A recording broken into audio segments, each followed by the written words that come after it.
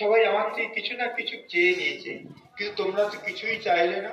আর যখন প্রভু কল্পতরু ওগো শ্যামী গুণ মণি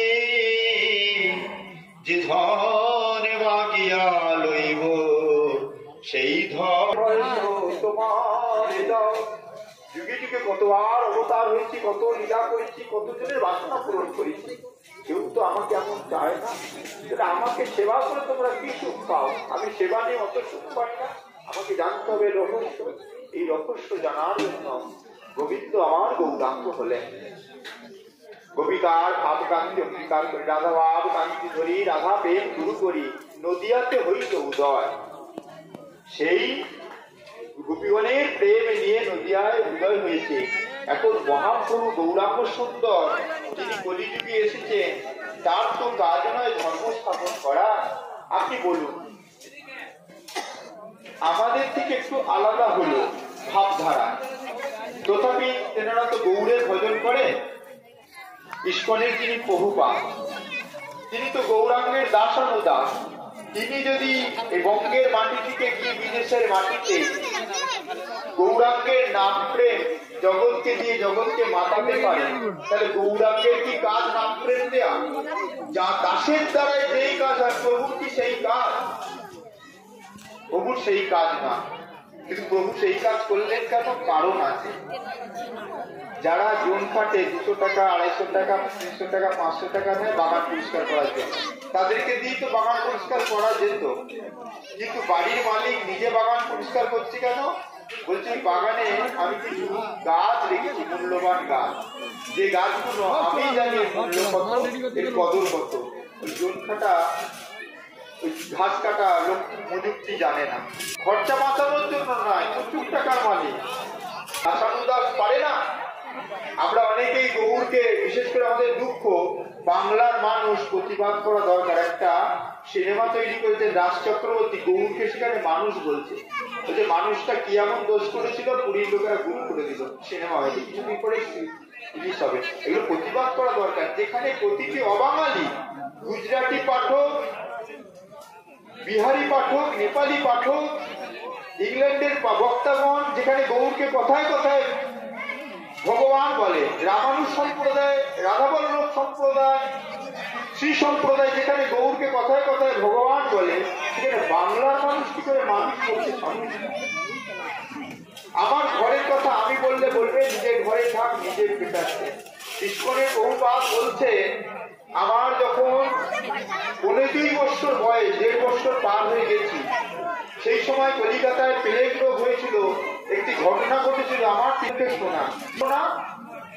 একজন নবদ্বীপের বাবাজি, তিনি দুবাহু তুলে নাম করে করে যাচ্ছে, আর তার নামের জন্য প্লেগ রোগীরা সুস্থ হয়ে তার নামের সংকীর্তনে যোগ দিচ্ছে। সেই প্রসঙ্গে প্রভু জগৎবন্ধু সুন্দর বলেছিলেন, মহানাম সম্প্রদায় যিনি আরাধ্য জগৎবন্ধু সুন্দর বলেছিলেন, রাধারমন চরণদাসদেব বড় বাবাজি মহারাজ এই প্লেগ রোগ যুক্ত কলেবরকে প্লেগ রোগ মুক্ত মহাভাবে পরিণত করেছেন। শ্রীপাদ রামদাস বাবাজি মহারাজের সন্ন্যাসী গুরু শ্রীপাদ রাধারমন চরণদাসদেব বড় বাবাজি মহারাজ নিত্যানন্দ আবেশে ভক্ত কলেবর, তিনি হানিতাই প্রাণিতাই বলে কলকাতায় শুধু এই হুঙ্কার দিয়ে কলকাতার পথে পথে চলে যাচ্ছে। হাজার হাজার মানুষ প্লেগ রোগ মুক্ত। তুমি কেমন পিতা যে নিজে প্রেম আস্বাদন করছো, জগৎকে দিচ্ছ না? এটা তো পিতার ধর্ম নয়। জগন্নাথ, জগৎ পিতা। আমরা অনেকে আলোচনা করি না বলে আমরা জানি না, মহাপ্রভু উপাধিটা পান্ডাদের দেওয়া। গৌরহরিকে তারা সতই জগন্নাথ বলতো। আমরা গৌর ভালোবাসতে পারি না, তাই গৌর আমাদের ছেড়ে নীলাচলে গেছে। নীলাচলবাসী করবো এইভাবে। সার্বভৌমাচার্য কাশী মিশ্র যখন গৌরহরিকে এসে বলছে, রাজার রাজত্বে আমরা আছি, রাজার কথা না হলে সমস্যা। উনি বারবার বিরোধী করছেন, একটু কি সঙ্গ করা যায় না? প্রভু বললেন, সন্ন্যাসী স্ত্রী দর্শন, রাজ দর্শন সমান। ওনার যদি আমাকে নিয়ে এত ব্যাকুলতা থাকে, তাহলে আমার কিছু করার নেই। আমি জগন্নাথ ছেলে আমার নাম চলে যাব। এই কথা যখন সার্বভৌমাচার্যের মুখে প্রজাপতি প্রতাপ শ্রবণ করলেন,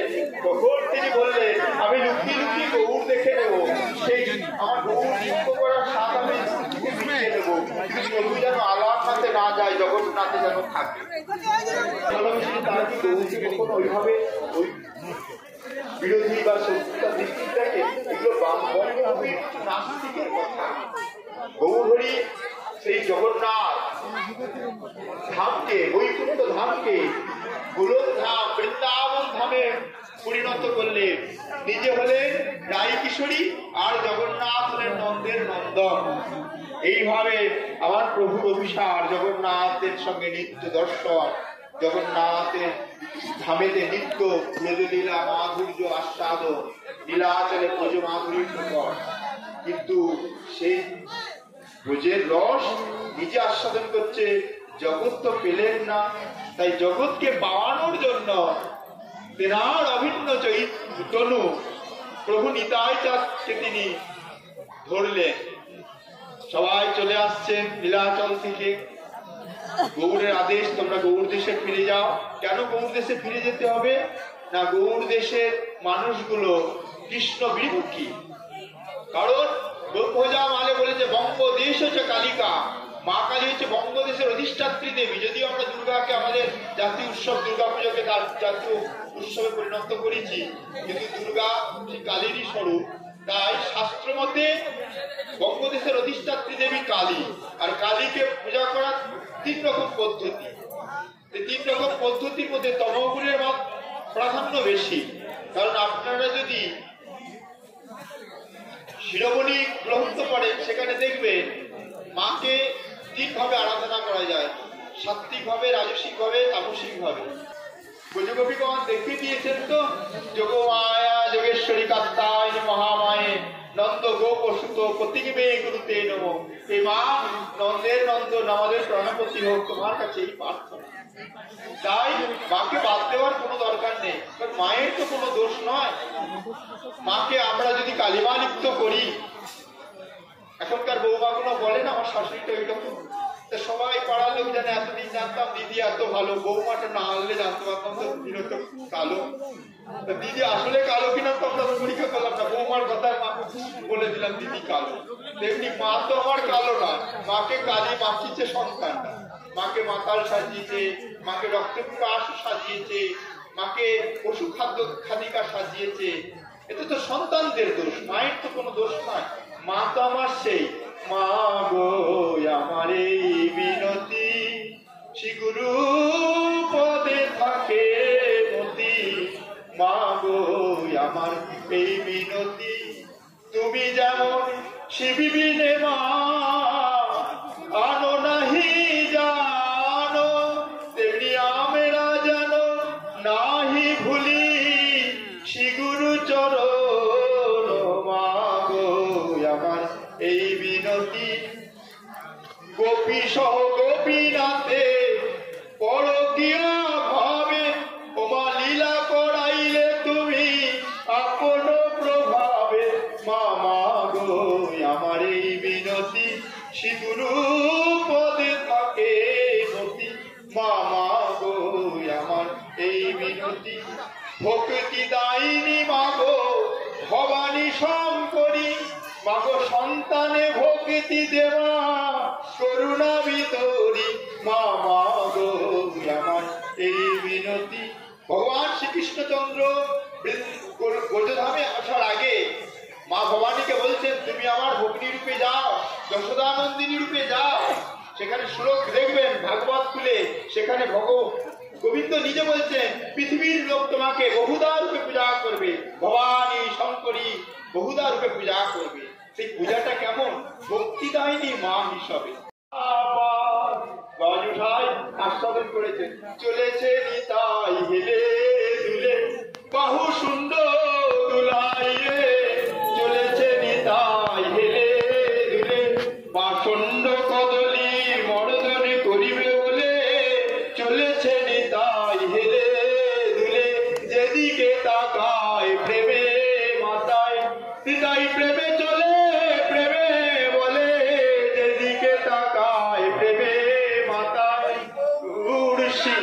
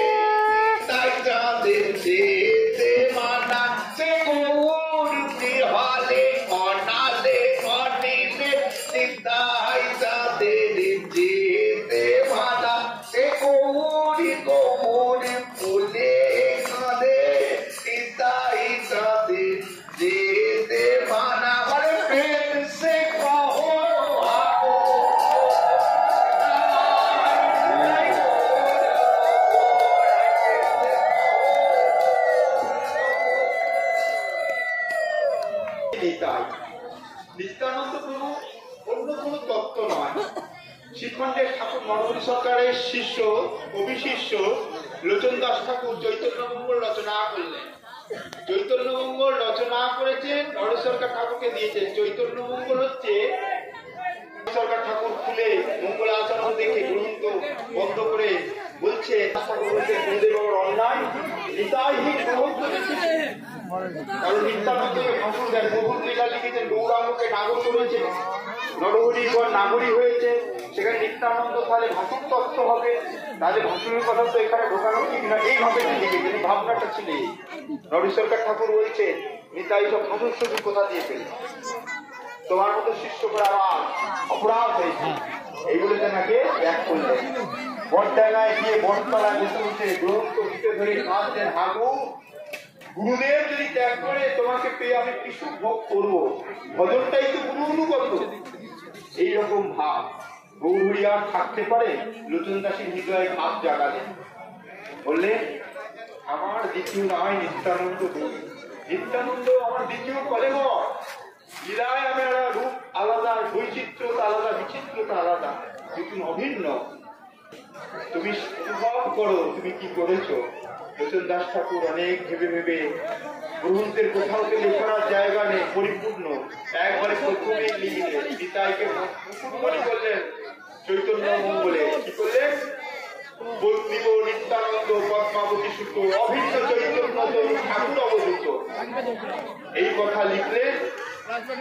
বৃন্দাবন দাস ঠাকুর এসেছে, গ্রন্থ নিয়ে সমালোচনা হচ্ছে সমাজে, তেমনি বৃন্দাবন দাস ঠাকুরের কাছে সেই খবর গেছে। বৃন্দাবন দাস ঠাকুর আসলেন শ্রীখণ্ডে, এসে বলতে দেখি গ্রন্থের কি হয়েছে। খুলে দেখে বলছেন এ কি, আমি চৈতন্য ভাগবতে নিতাই কথা প্রতি পত্রে পত্রে শ্লোকে শ্লোকে লিখেছি, কিন্তু এই কথা তো লিখতে পারে না। অভিন্ন চৈতন্য ঠাকুর অবধূত আর অর্জুন, তুমি কি পথ দেখালে, কি লীলা আস্বাদন করলে, আমার নিতাইকে কি বন্ধনে বাঁধলে, এসে সবার বুকে এসো, জড়িয়ে ধরে সরকার ঠাকুরের কাছে নিয়ে গেছে, এসো আমার বুকে। ভাবতে পারছেন নিতাইটা বস্তু দেখিয়ে দিয়ে গেছে মহাজনগণ, জড়িয়ে ধরছে, যা পারছে গলায় পড়ে নিচ্ছে, গলায় পড়বে না, গলার তুলসীর মালাটা দিচ্ছে, তা রুদ্রাক্ষটাকে তো ফেলে দেওয়া যায় না, তা রুদ্রাক্ষটা নিজে পড়ছে, আর নিজের কৃপা মূল্যটা তার গলায় দিচ্ছে। সেই সব থেকে ভালো নিতাই এইসব সমালোচনা গেছে, যার তার বাড়িতে যাচ্ছে, তাকে প্রেম দিয়ে শুদ্ধ করে তাকে নিবেদন করে নিচ্ছে, তার প্রমাণ আদি সত্যগ্রাম। তুমি স্বর্ণবণিকের হাতে ওদিকে যাবে না, এদিকে আসবে। তোমরা ছিলে ব্রজে, রামচন্দ্রের রেতে আগে এতে ছিলে, তোমরা বলেছিলে আমরা তোমাকে পেতে চাই রামচন্দ্র। রামচন্দ্র বলে আবার তপস্যা করো, তখন সাধু হয়েছিলে। তারপরে এলে পাবো কোন কপি হয়ে, তোমায় পাবো গোবিন্দ, আর কলিতে এলে গৌর হয়ে, হ্যাঁ তাহলে তোমায় পাবো বলে। হ্যাঁ কোনটায় পাবে? তা আমার নিতাই বলি আর কেউ নাই রে, রাধে রাধে রাধে রাধে নিতাই নে আর কেউ নাই রে, নিতাই নে আর কেউ নাই রে, এ আকুর গৌর কথা কও রে, নিতাই নে আর কেউ নাই রে, গৌর গৌর কথা কও রে, নিতাই নে আর কেউ নাই রে, নিতাই নিতাই কথা কও রে, করোনা করো নিতাই নিতাই বলে রে, নিতাই নিতাই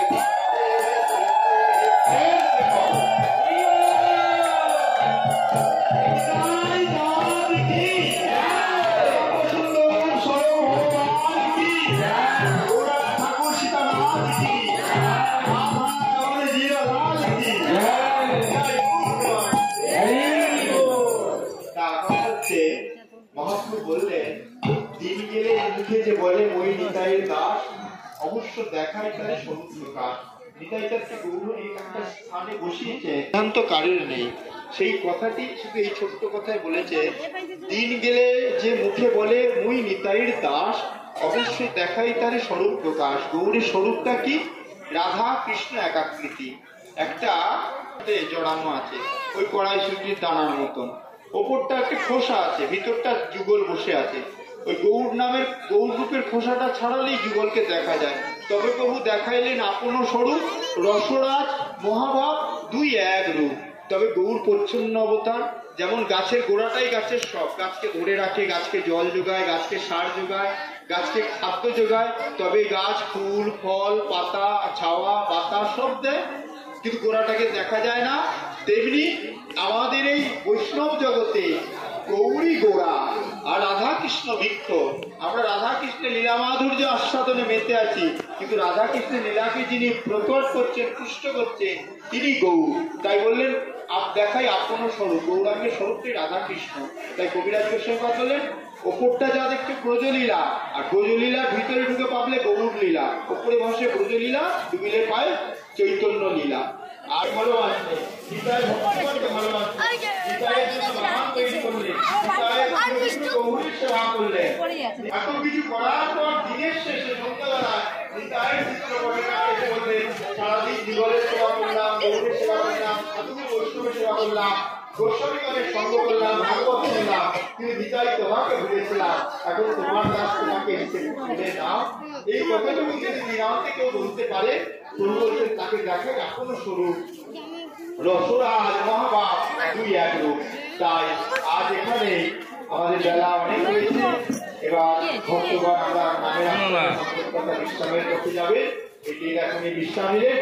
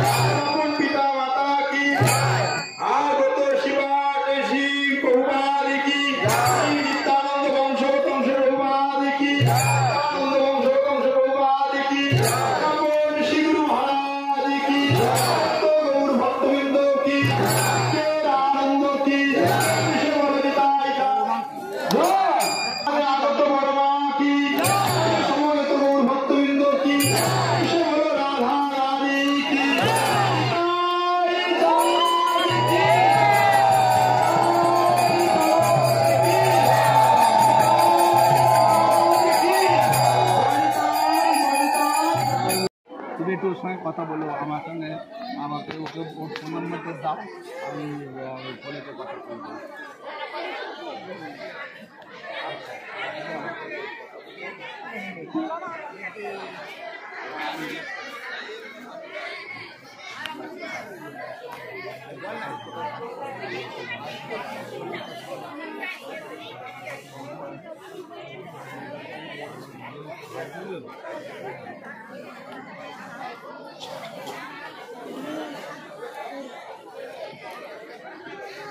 অদম ডাক্তার জানো, এই অদম ডাক্তার